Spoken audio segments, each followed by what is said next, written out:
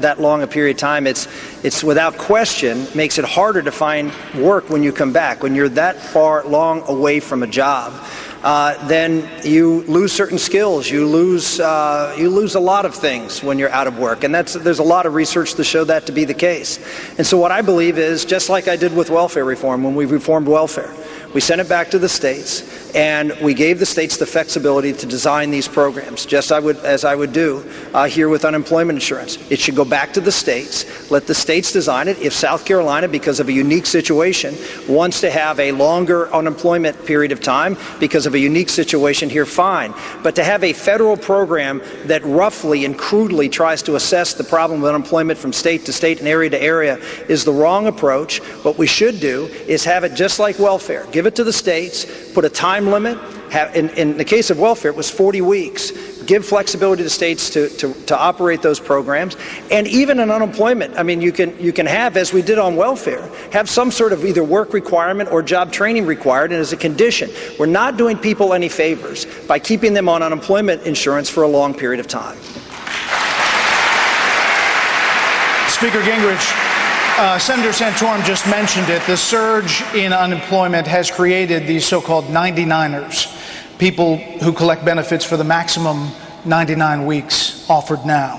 What is the maximum length anyone should be able to collect unemployment checks?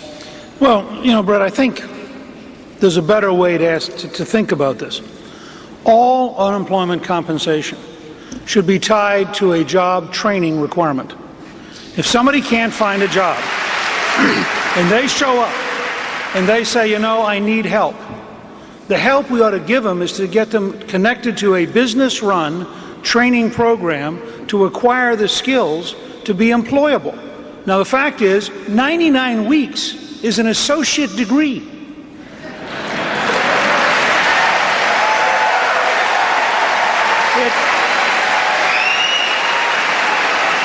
It tells you, I think it tells you everything. I hope my four colleagues would agree here. It tells you everything you need to know about the difference between Barack Obama and the five of us, that we actually think work is good. We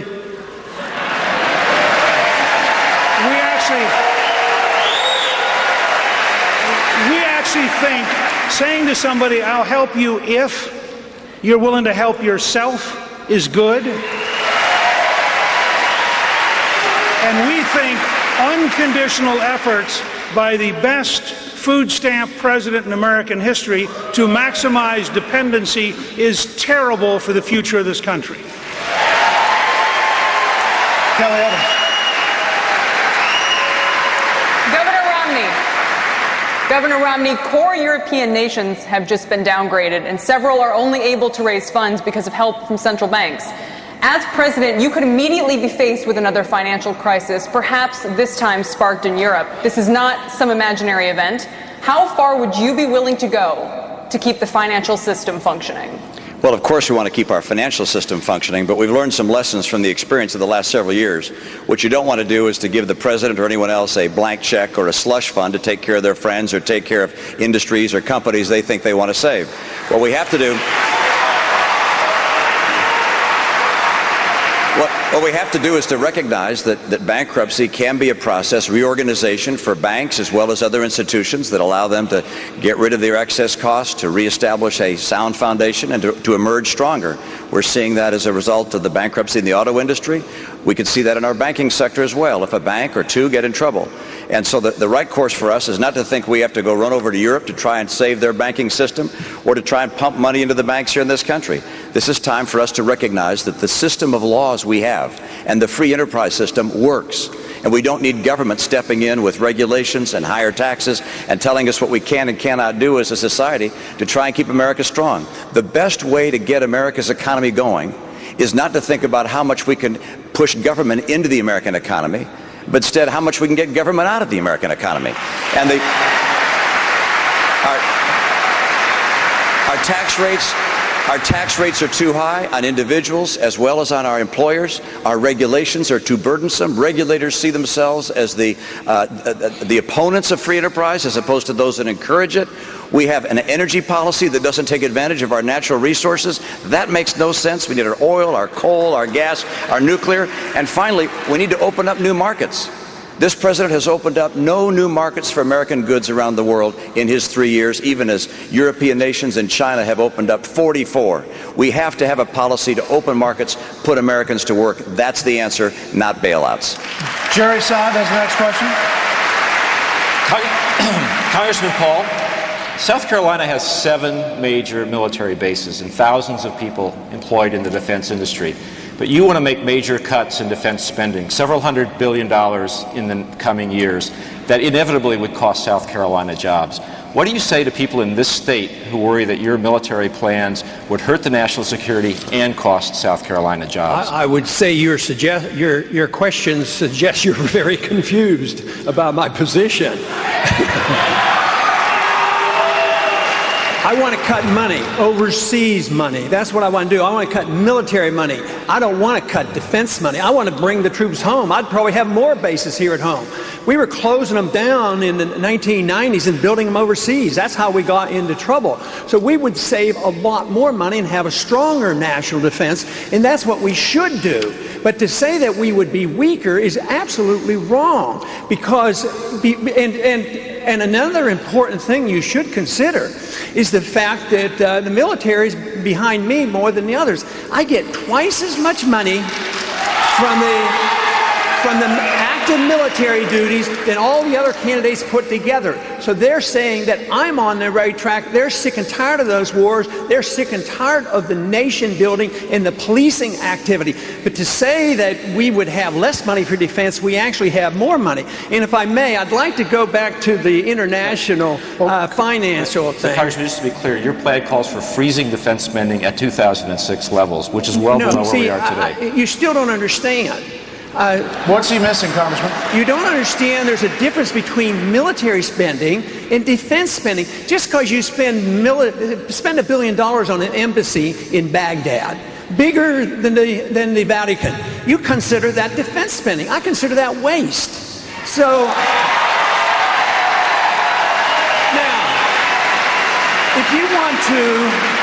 A little while ago, we were talking about, funding the unemployed. Of course, that should be privatized, and I don't support it. But I don't support cutting that off like that. I'd cut some of this military spending, like Eisenhower advised us. Watch out for the military-industrial complex. Defend this country. We have to have a strong national defense, but we don't get strength by diluting ourselves in 900 bases, 130 countries.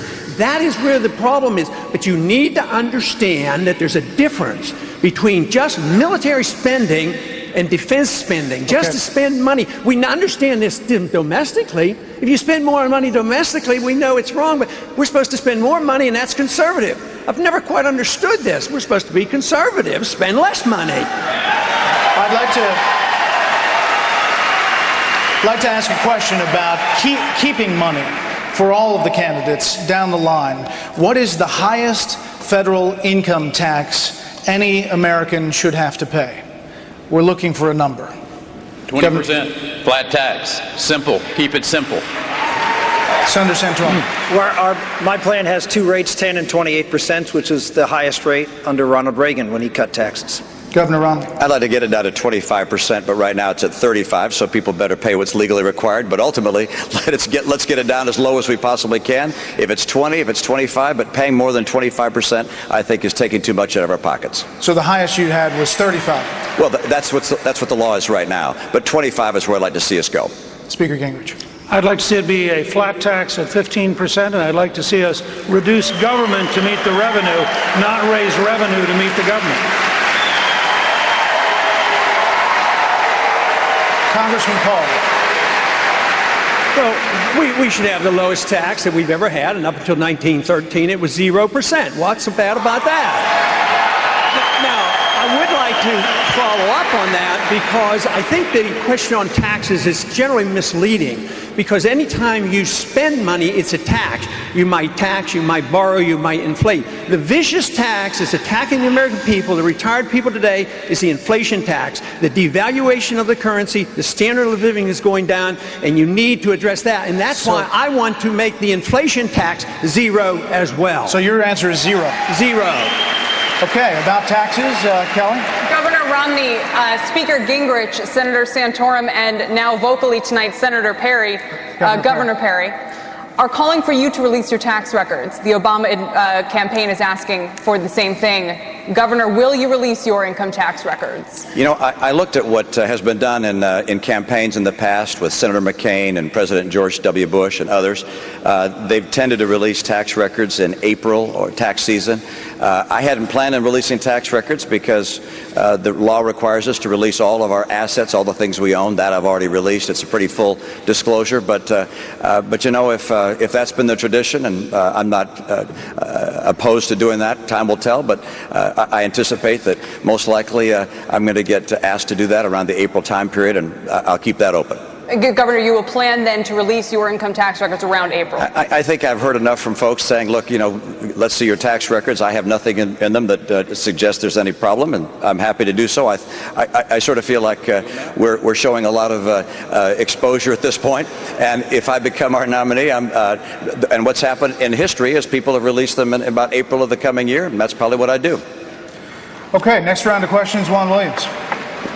Governor Romney, your father was born in Mexico. You still have family there. Yet you have taken the hardest line of anyone on this stage on immigration reform, including opposition to key parts of the DREAM Act, which is supported by 80% of Latinos in this country. Are you alienating Latino voters that Republicans will need to win the general election? You know, I think Latino voters, like all voters in this country, are interested in America being an opportunity nation. People come here because they believe they want to have a brighter future, and that's been the story of America. The president looks out across the country and says it could be worse. I can't believe saying that.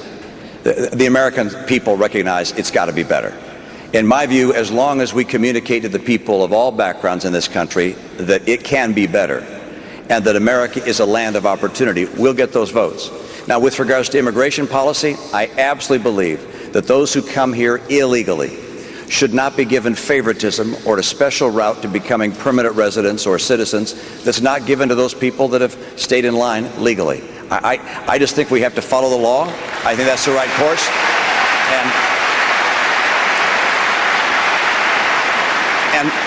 And I've indicated I would veto the DREAM Act if provisions included in that act say that people who are here illegally, if they go to school here long enough, get a degree here, that they can become permanent residents. I think that's a mistake. I think we have to follow the law and insist that those that have come here illegally ultimately return home, apply, get in line with everyone else. Look, I want people to know I love legal immigration. We're almost all of us in this room are descendants of immigrants or are immigrants ourselves. Our nation is stronger and more vibrant by virtue of a strong legal immigration system. I welcome that. But to protect our legal immigration system, we have got to protect our borders and stop the flood of illegal immigration, and I will not do anything that opens up another wave of illegal immigration. Senator Santorum, the Obama administration has not specifically addressed high levels of joblessness and a 25% poverty rate in Black America. They say they want to fix the economy for all. But given the crisis situation among a group of historically disadvantaged Americans, do you feel the time has come to take special steps to deal with the extraordinary level of poverty afflicting one race of Americans? It's very interesting. If you look at a study that was done by the Brookings Institute back in 2009, they determined that if Americans do three things, they can avoid poverty. Three things: work, graduate from high school, and get married before you have children. Those three things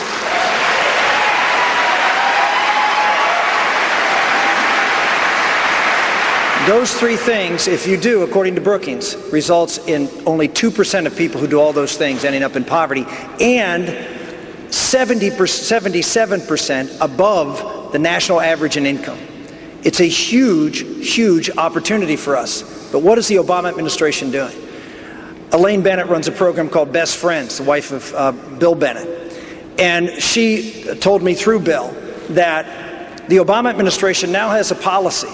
And this program is a program targeted at at-risk youth, specifically in many cases in the African American community, who are at-risk young girls. The Obama administration now has regulations that tells them